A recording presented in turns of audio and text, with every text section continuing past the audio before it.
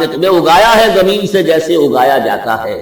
زمین ہی سے یہ ساری روزگی ابھری ہے، زمین ہی سے تمہاری خوراک بھی آ رہی ہے، اسی سے تمہارا جسم بن رہا ہے، پل رہا ہے، بڑھ رہا ہے۔ لیکن یہ کہ اس کے اندر ایک اشارہ ان لوگوں کے لیے بھی ہے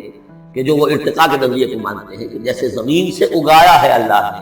گویا کہ رفتہ رفتہ یہیں سے چھوٹے اینیمل پھر بڑے پھر بڑے پھر بڑے، جس کی کہ آخری کلائمیکس کیا ہے؟ Homo sapiens. واللہ انبتکم من الارض نباتا واللہ اعلم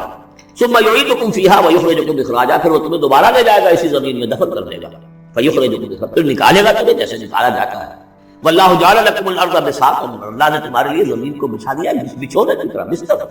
لتسلکوا منہا سبلا فجاجا، تاکہ چلو تم اس میں، بڑے کشادہ راہیں ہیں، شاہراہیں ہیں تمہارے لیے جو اللہ نے بنا دی۔ لیکن قال نوح، اب یہ فریاد ہے دوسری، ایک فریاد وہ تھی میں نے یہ دعوت دی، میں نے یہ دعوت دی، میں نے یہ دعوت دی، یہ کہا، یہ سمجھایا۔ قال نوح رب انہم عصونی، کہا نوح نے پروردگار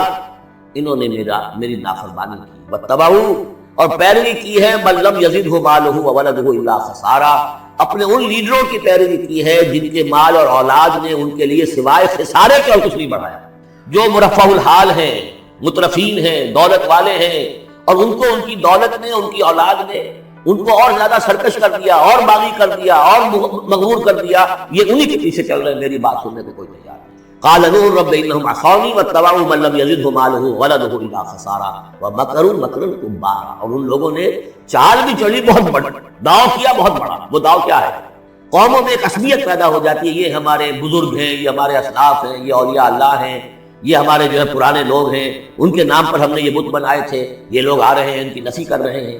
اس کی بجائے تم اپنے ان معبودوں اور اپنے بزرگوں ان کو مضبوطی کے ساتھ تھامے رکھو، ان کے ساتھ اپنے آپ کو، جیسے کہ اس سے پہلے آیا تھا امشو واصبروا علی آلہتکم، چلو چلو یہاں سے محمد کی بات نہ سنو، اور اپنے جو بھی معبود ہیں صبر کر کے ان کے ساتھ چلتے رہو۔ انہوں نے بھی ان کی رسمیت کو بھڑکایا، قالوا لا تذرن آلہتکم، دیکھنا کبھی چھوڑنا بیٹھنا اپنے معبودوں کو، ولا تذرن ودا ولا سواع ولا یغوث ویعوق ونسرا، ہرگز مت چھوڑنا سواع کو اور یغوث کو اور یعوق کو اور نسرا کو۔ یغوث کون ہوگا؟ جس کا غیاث، غوث جن کو سمجھا گیا ہو، فریادیں سننے والا ہے اور ہماری فریاد رسی کر سکتا ہے، یغوث۔ یہ اس کے بارے میں تحقیق یہی ہے کہ یہ بھی اولیاء اللہ تھے۔ ظاہر بات ہے کہ حضرت نوح علیہ السلام نسل کس کی ہے؟ حضرت آدم، پھر ان سے پہلے انبیاء ہوئے ہیں، شیش تھے، ادریس تھے علیہ السلام، تو ان میں اچھے لوگ بھی تھے، اولیاء اللہ بھی تھے، لیکن پھر جب کفر آیا، شرک آیا، انہی کی یہ ہے کہ کچھ تمثیلیں بنا دی گئی۔ پہلے صرف ان کو سلام کرتے تھے یا عزت کرتے تھے، ٹھیک ہے ان کی عزت کرتے ہیں، میں نے اپنی آنکھوں سے دیکھی ایک تصویر، ماڈرن ٹاؤن لاہور میں ایک صاحب کیا، بڑے نیک آدمی تھے، بڑے متقی آدمی، میں حیران ہوا، میں ان کی گیا تو ایک تصویر لگی ہوئی تھی جس میں 3 بزرگ بیٹھے ہوئے ہیں، اور ان کا نام کیا ہے؟ یہ ہے معین الدین اجمیری، اور یہ ہے خواجہ بختیار کاکی، اور یہ ہے بابا فرید شکر گنج، تینوں بیک مقدمہ، اور یہ کہ اس تصویر لگا کے اس کے اوپر ہاتھ لگا دیا۔ یہی چیز بڑھتے بڑھتے پھر بتوں کی شکل میں جا رہا ہے، تدریجاً ہوتا ہے، ایک دم تو نہیں ہو جاتا۔ یہ ملتان کی زبان میں کہتے ہیں بندہ تھیندے تھیندے تھی جاتا ہے، ہوتے ہوتے تھوڑا تھوڑا تھوڑا تھوڑا وہ کہاں سے کہاں پہنچ گیا، پتہ نہیں چلتا کہاں سے کہاں پہنچ گیا۔ تو مت چھوڑنا انہیں، ولا تذرن آلہتکم ولا تذرن ودا ولا سواع ولا یغوث ویعوق ونسرا وقد اضلوا کثیرا ولا تزد الظالمین الا ضلالا،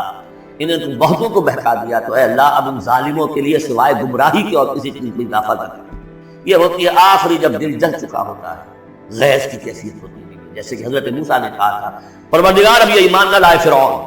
جب تک کہ عذاب دیکھنا نہیں، اس لیے جو ستم کے پہاڑ ہم پر توڑے ہیں، اب اگر تو نے ایمان کی توفیق دے دی تو یہ تو پاک صاف ہو گیا، سارے گناہ معاف ہو جائیں،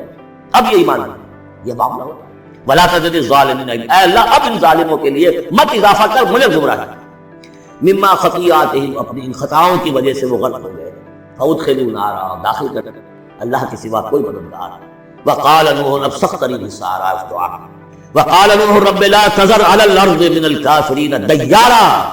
پروردگار اب اس زمین پر کافروں کا ایک بستا ہوا گھر مت چھوڑ، کوئی نہ رہے، انک ان تذرہم، اگر تو نے ان کو چھوڑ دیا،